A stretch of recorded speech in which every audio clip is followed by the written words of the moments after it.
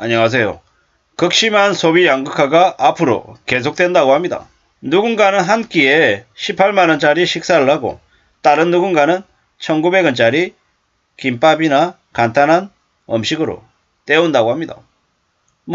우리가 앞으로 살아가는 삶은 점점 더 장기 불황 형태로 흘러갈 것 같습니다. 빡빡하다라는 얘기인 거죠. 제가 이제 히가시노 게이고의 소설을 좋아하는데요. 히가시노 게이고의 소설을 읽다 보면 이런저런 보통 사람들의 일상이 나옵니다. 식사를 하러 편의점에 가더라고요. 왜지? 왜 편의점에 식사를 하러 가지? 알고 봤더니 편의점에 도시락을 사서 이제 자기가 먹는 숙소로 와서 한 끼를 때우는 거죠. 좀 근사한 식당에 가려고 하니까 비싸니까 편의점에 가서 식사를 해결하는 거죠. 이제 우리들도 그런 모습들이 매우 당연하고 자연스러워 보이죠. 편의점 식사, 도시락 잘 나온다, 괜찮다라고 얘기하죠. 근데 이제 점점 더 우리네 삶에 점심 밥값도 현재 이제 대략 한 10,000원 하잖아요. 10,000원 하는데 좀 지나면 저게 15,000원, 20,000원으로 올라가는 게 금방일 것 같다는 생각이 듭니다. 미국이 물가가 지금 현재 7.1% 막 이렇잖아요. 미국의 물가가 금세 안 잡히는 이유가 뭡니까? 코로나 팬데믹 이후에 외국인 노동자가 이제 예전만큼 못 들어오고 중국으로부터 곡물이든 여러 가지 물품들이 수출이 안 되니까, 수입이 안 되니까 그러는 거잖아요. 우리도 별반 다르지 않다라는 거죠.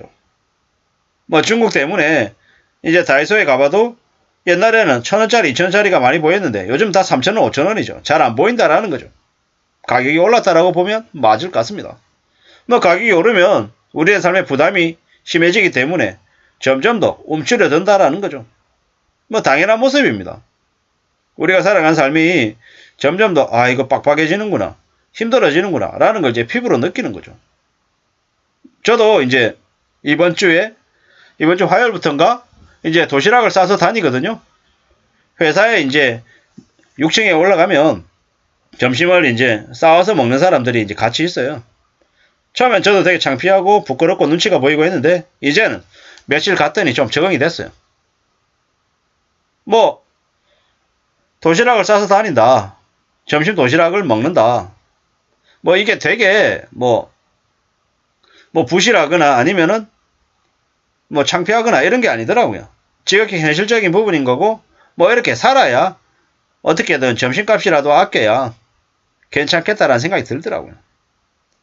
한 끼에 10,000원, 한 달에 20일에서 한 22일쯤 되니까요. 출근하는 날이 한 20에서 22만원 정도 드는 걸 집에 있는 반찬 그리고 밥 이렇게 해서 가면 아예 돈이 안 드는 건 아니지만 몇만원 들겠지만 그래도 최소 월에 한 15만원 이상은 절약할 수 있는 게 아닌가, 1년으로 치면 180만원 정도를 줄일 수 있지 않은가 라는 생각이 들더라고요. 1년에 180만원, 말하기 좋게 한 200이라고 얘기할게요. 한 200만원을 아낀다라는 게 별거 아닌 것처럼 얘기할 수도 있지만 클 수 있다라는 거죠.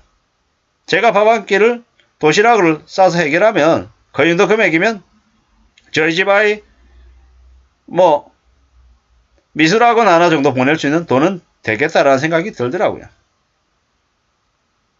영어나 수학 같은 거는 비싸서 안 되고요. 네.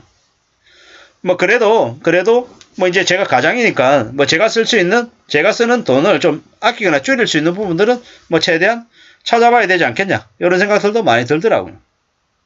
저만 그런 게 아니라 현재를 살아가는 많은 사람들이, 보통의 사람들이 그렇게 느끼고 그렇게 행동하더라는 겁니다. 이제 바깥에 가서 이제 커피숍에 가서 커피를 마신다? 언제 그렇게 마셔봤지? 사실 기억이 좀 잘 안 날 정도인 거죠. 그렇게 사는 게 당연한 거죠. 밖에 나와서 커피숍에 가서 커피 한잔 한다, 두 사람이 마시면 그냥 10,000원이에요. 10,000원이 넘죠. 요즘은 아메리카노 하나 시켜도 5,000원 넘는 곳이 되게 많아서요. 그럴 거면 동서에 맥심, 스틱커피 같은 것들 하면 스틱커피 개당 한 100원 정도일 수도 있고, 회사마다 탕비실 같은 데서 커피 마실 수 있으면 그거 마셔도 괜찮겠더라는 거죠. 이래저래 좀 소비를 좀 잘 현명하게 할 필요가 있겠다라는 겁니다. 한쪽에서는 호텔 비벼 먹고 다른 한쪽에서는 편의점 김밥을 먹는다. 이게 너무 좀 극단적이다라고 뭐 생각할 수도 있겠지만 뭐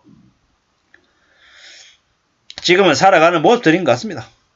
지금은 소비 양카가 완전 비싼 걸 사든지 아니면 완전 싼 걸 사든지 뭐 양카라고 하는데 뭐 평상시 때는 일상생활 할 때 드는 비용들은 대폭 줄이려고 했을 거고요.